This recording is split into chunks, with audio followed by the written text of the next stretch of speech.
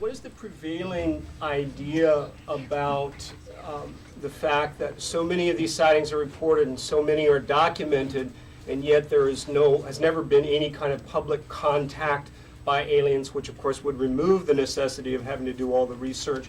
What is the prevailing wisdom among the panelists? Why hasn't that happened? But it has happened.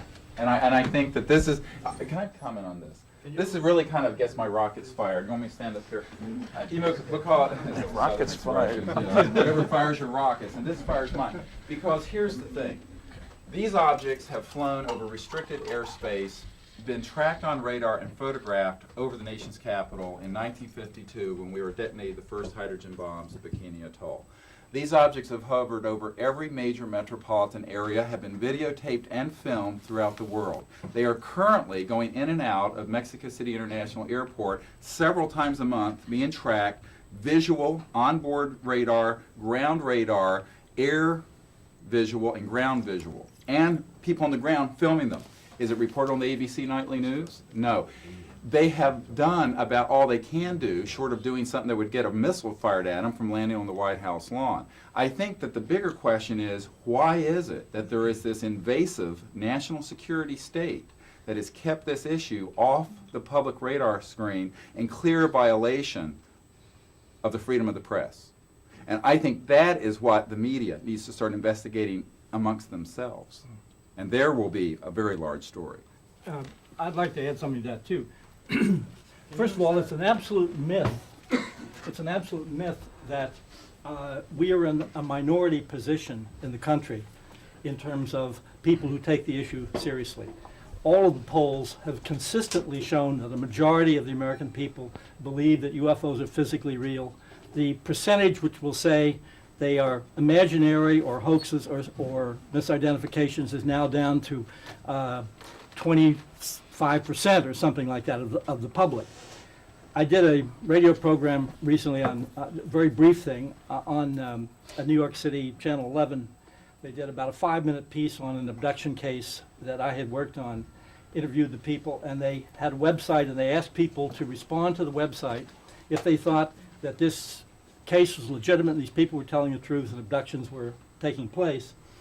And at the end of the program, 40 minutes later, and this was a straight news program, so it didn't get any particular audience. I assumed, of course, that probably the people who took it seriously would be more motivated to respond.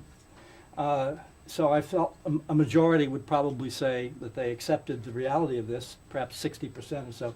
At the end of the program, they said over 4,000 people, approaching 4,500 people, had responded, and 93% said that UFOs abductions were real. This was going on. 93%. I was stunned at that.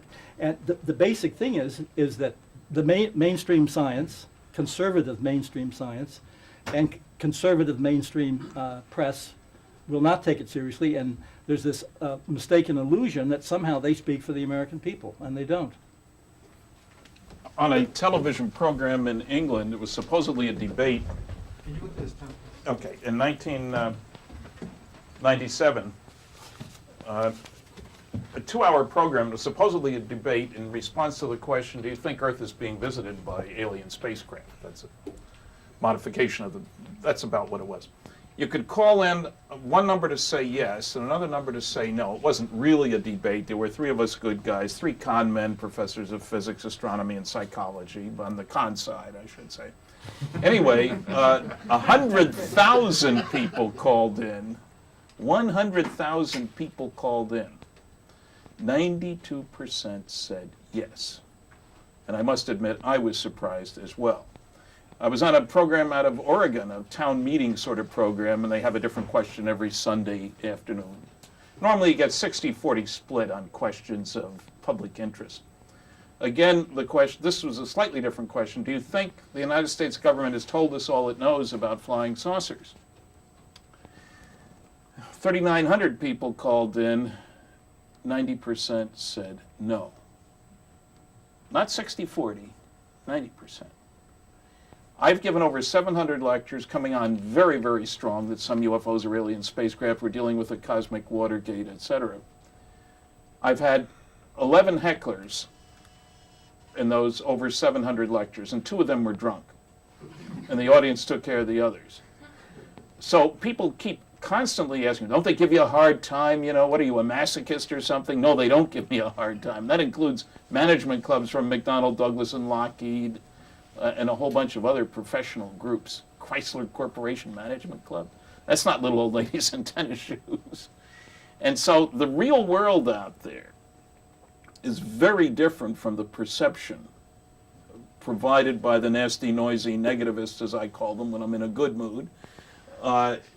There's entirely different worlds. The real world of how people do respond, than the imaginary world of the people who think there's nothing to it to perpetuate their own views, which aren't based on anything except their own biases, prejudices, ignorances. Well, anyway, just made up a new word. First came out in 1968, and I would guess that most of you here never heard of it. It's been through many printings. One of my arguments is that a UFO caused the parting of the Red Sea. That's called a pillar of cloud by day and a pillar of fire by night, that hovered over the Red Sea and I believe used its propulsion system to cause the parting. This news has been out since 1968. You've never read about it in a religious magazine.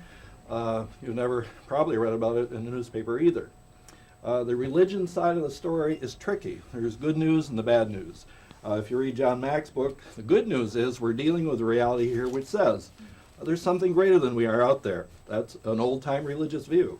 We used to call that reality God. In any case, it's kind of hopeful that we're not alone in the universe, that we're not something that just evolved out of a pile of cosmic goo by bad luck, okay? That's the good religious news. The bad religious news is that traditional religion, and here I'm thinking of the Judeo-Christian tradition, has assumed that the miracles in the Bible would be supernatural. What if they were some type of high-tech miracle, okay? That changes things quite a bit, and religious people, I think, religious leaders are not ready to talk about this possibility. Something like the parting of the Red Sea could have been caused by an advanced technology. In 500 years, we might have the technology to part the Red Sea or raise Jesus from the dead. Okay, I think that religious people, by and large, are not ready to talk about this kind of transformation in our thinking. And so some of the resistance, I would say even at the government level, is fear about what will be some of the religious consequences if they start talking about the kind of things that Stephen Greer says are really going on. I believe UFOs are as real as Stan Friedman does. I think that they have a spiritual dimension that Dr. Mack talks about. So we have a big challenge to put the whole package together, okay?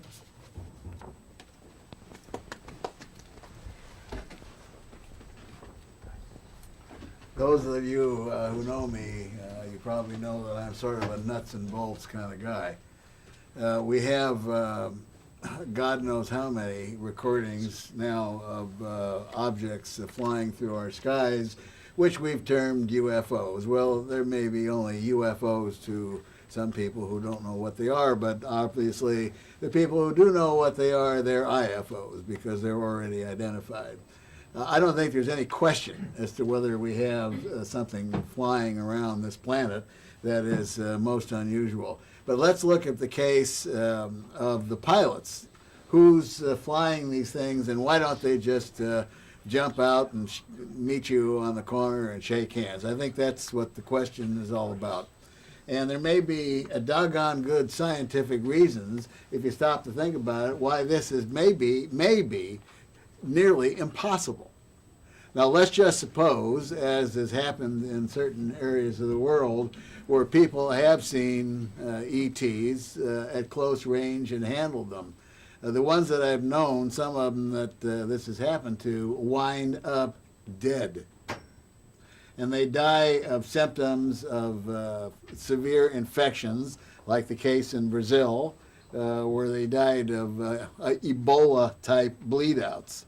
Who knows whether these organisms from somewhere else carry bacteria or other microorganisms that are so infectious to us that they just can't come out and shake hands and say hello. Maybe there has to be a process of decontamination. And I know another thing that we find in a lot of reports by abductees is that they are on board ship and they're being placed in some sort of a cylinder or tank with fluid. Is that not correct?